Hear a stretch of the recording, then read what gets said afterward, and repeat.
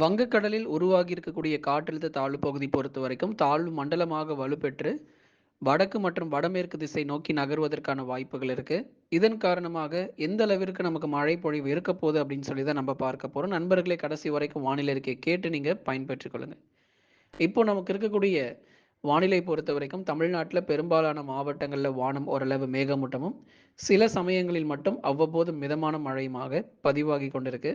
இதே நிலை தான் அடுத்து வரக்கூடிய நாட்களிலும் தொடர்ந்து நீடிக்கும்.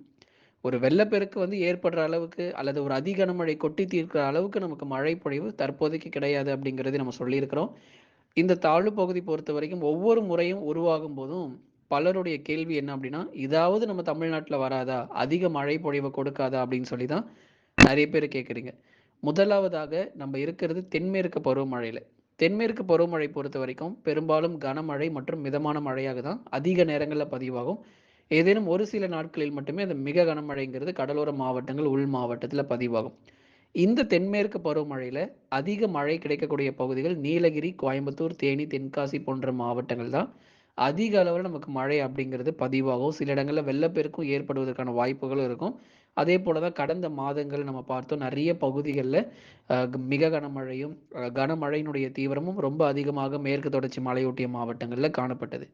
இப்ப அடுத்து வரப்போகிற நாட்கள்ல உள் மாவட்டங்கள், தென் மாவட்டங்கள், கடலோர டெல்டாவுல பகல் நேரங்கள்ல வானம் ஓரளவு மேகமூட்டமும், அந்த லேசான வெயில் அப்படிங்கிறது நிச்சயமாக இருக்கும். பகல் நேரங்கள் பொறுத்தவரைக்கும், அந்த லேசான வெயிலுடைய தாக்கம் மட்டும் எதிர்பார்க்கலாம். மற்றபடி இரவு மற்றும் நள்ளிரவுல மிதமான மழை. கடலோர பகுதிகள் இப்ப சென்னை, திருவள்ளூர், காஞ்சிபுரம், செங்கல்பட்டு போன்ற கடலோர பகுதிகள்ல மிதமான மழை அப்படிங்கிறது கண்டிப்பாக பதிவாகும்.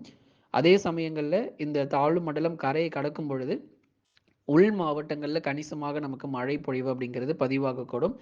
மிதமான மழை வரைக்கும் தான் நம்ம எதிர்பார்க்கப்படுது. தற்போதைக்கு வெள்ளப்பெருக்கு மற்றும் அதி கனமழை கிடையாது. ஆனா வடகிழக்கு பருவமழையில மிக மிக ஒரு மோசமான மழை பொழிவை நம்ம பார்க்க போறோம். கடந்த வருஷத்துல எப்படி ஒரு மிச்சாங் புயல்னால ரொம்ப கடுமையான பாதிப்புகள் ஏற்பட்டதோ, அதே போலவே இந்த வருஷமும் புயல் சின்னங்களும், காற்றழுத்த தாழ்வு மண்டலங்களும் வடகிழக்கு பருவமழையில அதிக அளவுல உருவாகும் அப்படிங்கிற எதிர்பார்ப்புகள் கண்டிப்பாக இருக்கு. குறிப்பா நமக்கு நவம்பர் மாதங்கள்ல அதிகப்படியான தாழ்வு பகுதிகள் நிச்சயம் உருவாகும். அக்டோபர் இறுதியில நமக்கு பருவமழை தொடங்கும். நவம்பர் மாதங்கள்ல அதிக மழை பொழிவு காத்திருக்கு. டிசம்பர் மாதங்களும் சாதாரணமாக கிடையாது. டிசம்பர் மாதத்திலும் மிக மிக கடுமையான மழை பொழிவு அப்படிங்கிறது கொட்டி தீர்த்துரும். ஆகவே நண்பர்களே, ஒவ்வொரு நாள் நீங்க வானிலை அறிக்கை கேட்டு நீங்க பயன்பெற்றுக் கொள்ளுங்க.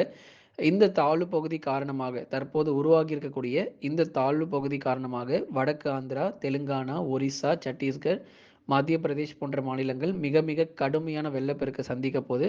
அது மட்டும் இல்லாம மகாராஷ்டிரா, குஜராத் மற்றும் இந்த வட மாநிலங்கள் முழுவதுமாகவே அநேக இடங்கள்ல நமக்கு மழை தீவிரம் அப்படிங்கிறது வரக்கூடிய நாட்கள் இருக்க தான் போகுது. தமிழ்நாட்டுல மட்டும் நமக்கு மழை தீவிரம் ரொம்ப குறைவாக இருக்கும். நிச்சயமாக கனமழை அதிகரிக்கும் போது உங்களுக்கு தேதிகள் அறிவிக்கப்படும்.